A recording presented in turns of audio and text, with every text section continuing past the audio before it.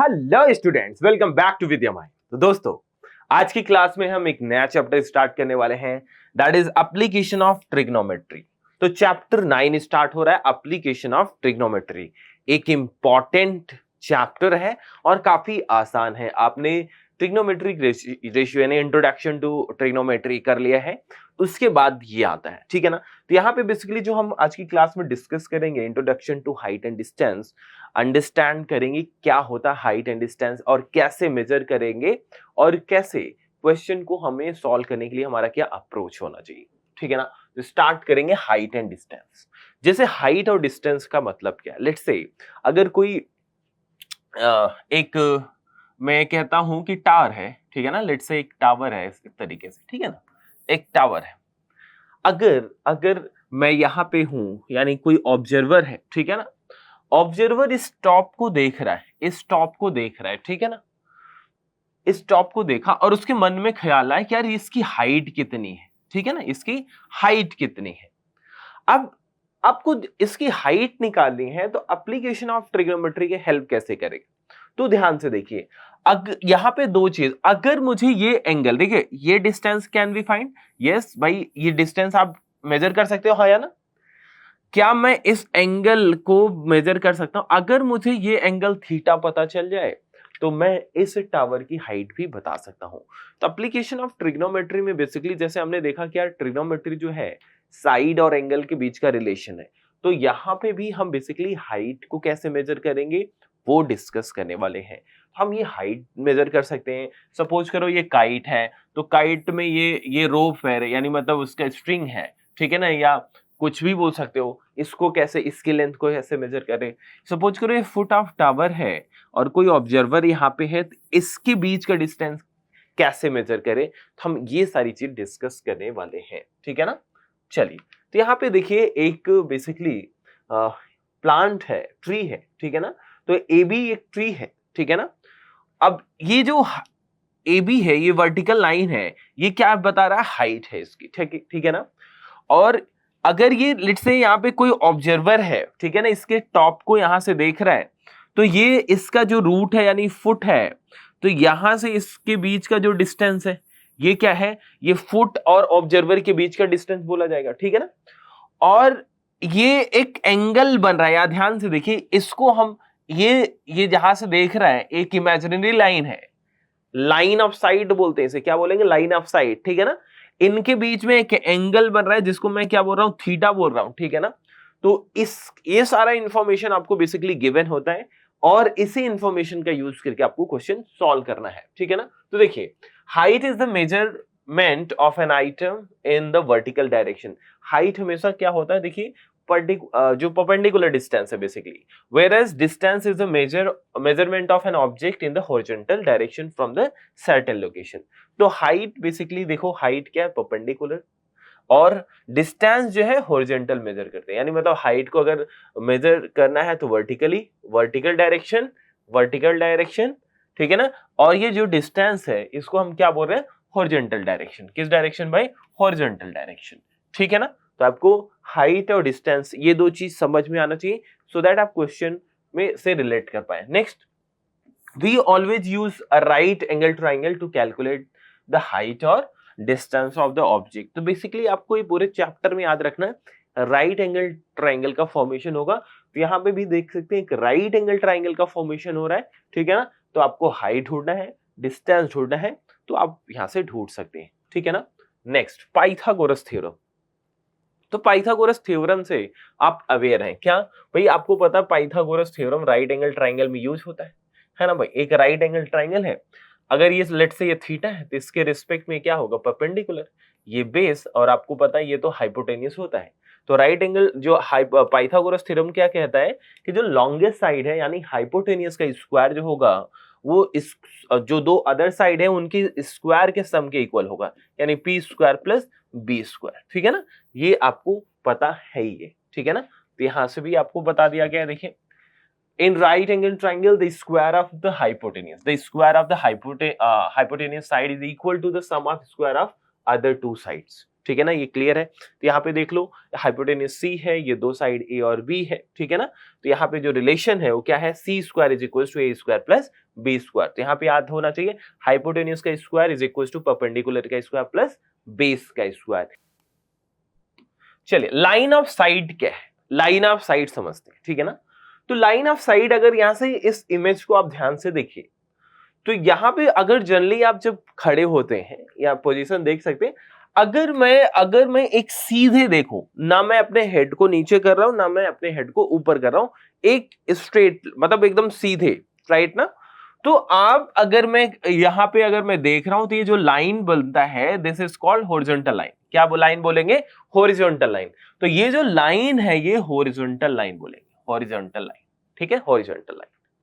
अब यहां से दो चीज देखिए, अगर मैं लेट सपोज यहां पे एक प्लेन उड़ रहा है, ये देख सकते हैं, ठीक है ना, एक प्लेन उड़ रहा है। अगर मैं इस प्लेन को देखूं, इस प्लेन को ऑब्जर्व करूं, तो मुझे अपने सर को ऊपर उठाना पड़ रहा है, हाँ या ना, अपने सर को ऊपर उठाना पड़ रहा है, कोई भी ऊपर वाली चीज। अगर कोई नीचे वाली चीज है, अगर नीचे वाली चीज है तो मेरे अपने सर को मुझे क्या करना पड़ रहा है, अपने सर को नीचे करना पड़ रहा है, नीचे देखना।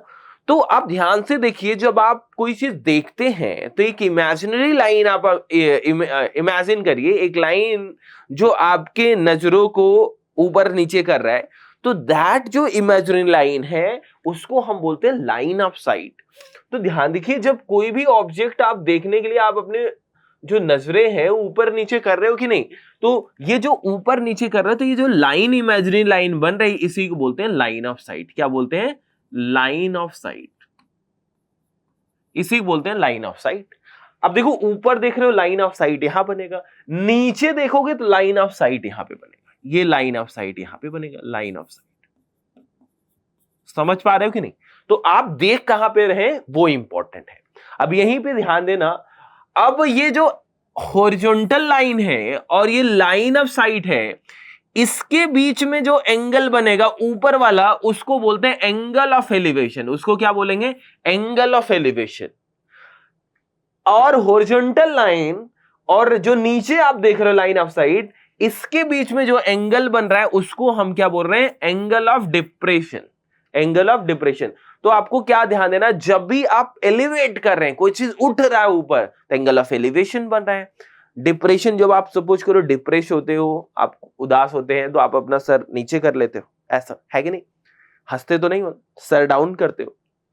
तो आप ध्यान देना एंगल ऑफ डिप्रेशन हमेशा नीचे की तरफ, ठीक है ना, जब भी आप ऑब्जेक्ट नीचे देख रहे हैं, ठीक है ना। तो ये दो चीज आपको समझनी है, angle of elevation and angle of depression.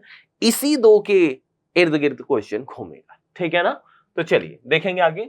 In trigonometry the line of sight is the imaginary line drawn from the eye of the observer to the object being viewed।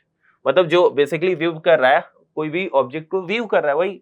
The horizontal line is the line that passes through the observer's eye। horizontal line, horizontal line basically मैंने क्या बोला, आप अपने head को एकदम से मतलब ऐसा ना ऊपर हो ना नीचे हो, ठीक है ना, इस पोजीशन में रखो।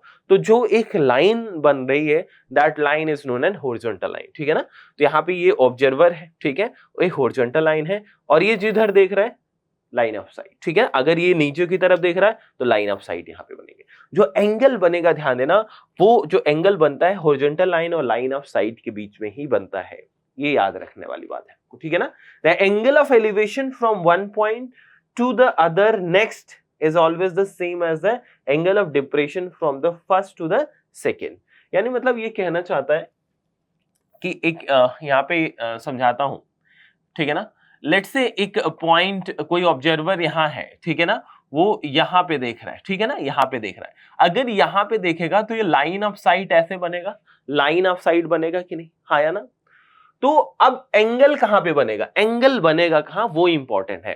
अब मैं कुछ बच्चों को लगेगा कि यार एंगल यहां पे बनेगा, कुछ बच्चों को लगता है एंगल यहां पे बनेगा, ये गलत है, ठीक है ना। मैंने क्या बोला, एंगल हमेशा हॉरिजॉन्टल लाइन और लाइन ऑफ साइट के बीच में बनेगा, एंगल यहां पे नहीं बनेगा। फिर कहां बनेगा भाई, एंगल देखो हॉरिजॉन्टल लाइन हमेशा बना, डॉटेड लाइन ऐसे बना दी, ठीक है ना, ये हॉरिजॉन्टल लाइन बना दिया कि नहीं, हॉरिजॉन्टल लाइन बना दिया। अब ये देखो ये हॉरिजॉन्टल लाइन है और ये लाइन ऑफ साइट है, तो एंगल यहां पे बनेगी, ये करेक्ट है, ये गलत है, याद रखना, समझ पा रहे हो कि नहीं? ये इंपॉर्टेंट बात है। तो मैं यहाँ पे क्या समझाना चाहता हूं कि ये जो एंगल यहाँ पे बना है, ये एंगल जो यहाँ पे बना है, अगर मैं इसको ज्वाइन कर दूं ऐसे राइट ट्रायंगल, तो ये जो एंगल है और ये जो एंगल है, ये दोनों एंगल क्या होंगे? इक्वल होंगे। कैसे? ऑल्टरनेट इंटीरियर एंगल पढ़ा है कि भाई ये लाइन और ये लाइन भी पैरेलल है, ये लाइन और ये लाइन में क्या मान के चलता हूं? पैरेलल है, तो ये एंगल और ये एंगल भी क्या होंगे? इक्वल होती है। यही चीज बताया गया है, ठीक है ना? तो आपको एंगल जब भी बनाना थी, गलती नहीं करना है कि बच्चे कभी कभी यहाँ पे बना देते हैं। तो एंगल हमेशा ध्यान रखना हॉरिजॉन्टल लाइन और लाइन ऑफ साइट के बीच में ही बनेगा, ठीक है? अब हम बात करेंगे एंगल ऑफ एलिवेशन। एलिवेशन मतलब अभी मैंने बताया ऊपर की तरफ देखना। तो लेट सपोज कि ये कोई ऑब्जर्वर है, ठीक है ना? ऑब्जर्वर है, तो ये कोई टॉप टावर का ये टॉप देख रहा है, ठीक है ना?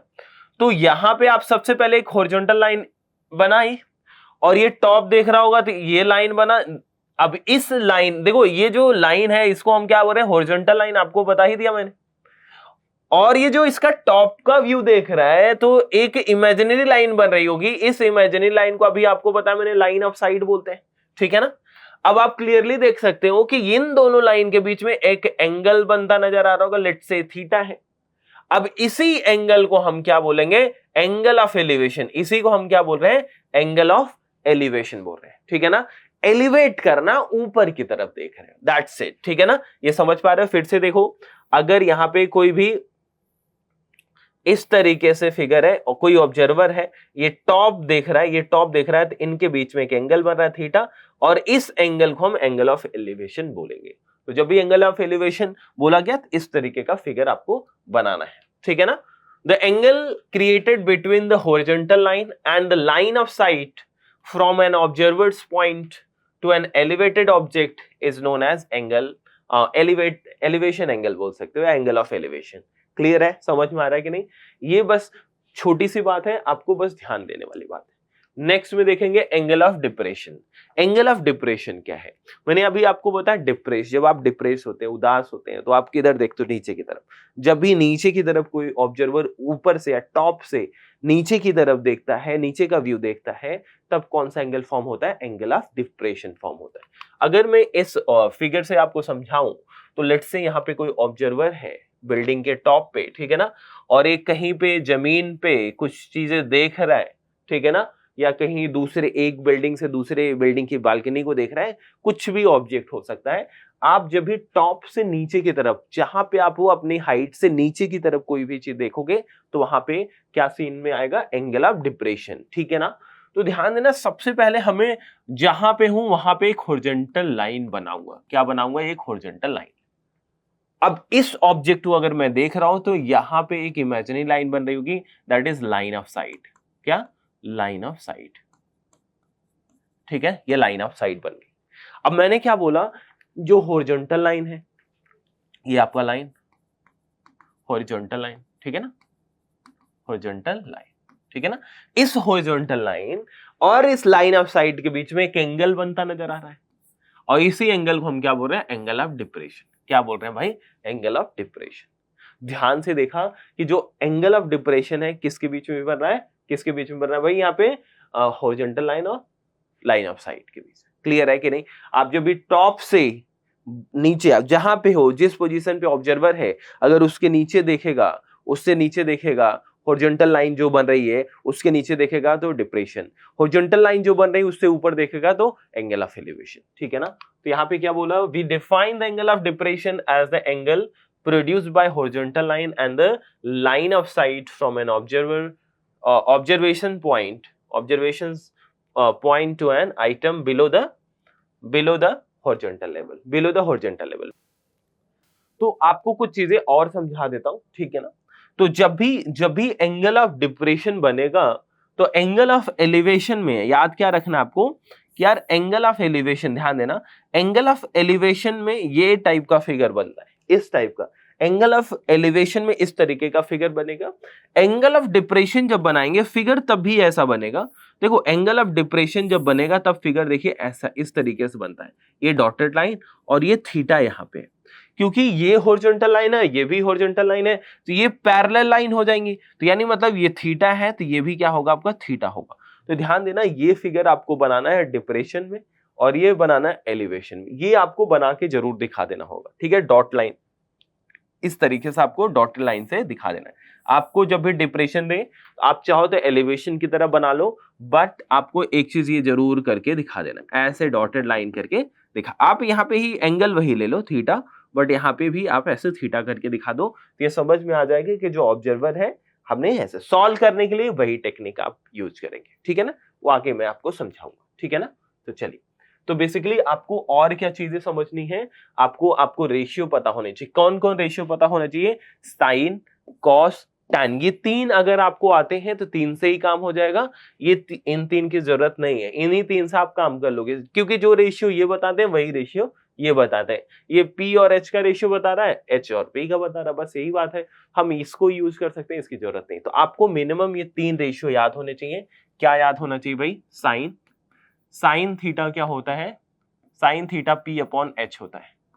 कॉस थीटा क्या होता है? B अपॉन H, ठीक है ना। और टैन थीटा क्या होता है? P अपॉन B, ठीक है ना। तो ये तीन रेशियो आपको एकदम से याद होना चाहिए, क्योंकि तीन साइड में रिलेशन, या तो इनके बीच में रिलेशन होगा, या तो इनके बीच में रिलेशन होगा, या फिर इनके बीच में रिलेशन होगा। तो इन तीनों रिलेशन को साइन, कॉस और टैन मैनेज कर लेते हैं। तो ये तीन रेशियो आपको याद होने चाहिए। इन तीनों रेशियो को आप फ्रीक्वेंटली यूज करेंगे एज पर रिक्वायरमेंट, कि क्या रिक्वायर है।